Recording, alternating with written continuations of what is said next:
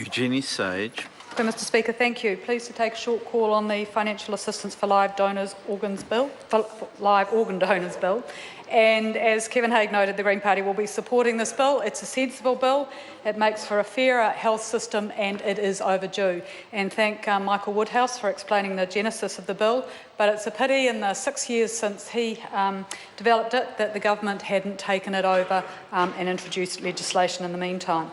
Because, Mr Speaker, the current situation is quite ridiculous, where people do something incredibly altruistic and donate an organ to a friend, a family member or someone they don't know, and then they spend 6 to 8 weeks recovering from that surgery, unable to work, that they're only entitled or eligible to receive the lesser of the weekly rate of the sickness benefit or the equivalent of the weekly after-tax income.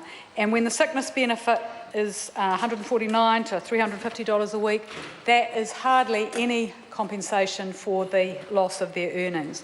So this is penalising people who make that altruistic decision. So the bill is very welcome in removing that obstacle to people contributing an organ to enable somebody else to have both a much better quality of life and potentially also a much extended life.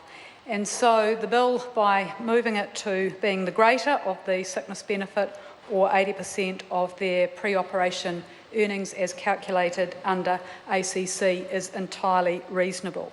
And it may definitely help to increase the number of organ donors. As Kidney Health New Zealand has noted, there's an increasing gap between the number of people on waiting lists for an organ transplant and the number of transplants that can actually be performed. We've got 700 people on the waiting list for a kidney transplant, but fewer than 150 transplants were performed last year. So the bill, in removing that financial penalty of loss of income, is removing an obstacle to donating. It's also being supported by the Green Party because when it costs $60,000 annually to maintain someone on dialysis, there are likely to be significant savings over the longer term. But the best thing is the quality of life and the extension of life that such generous and altruistic donations provide, and this bill is very welcome. Thank you.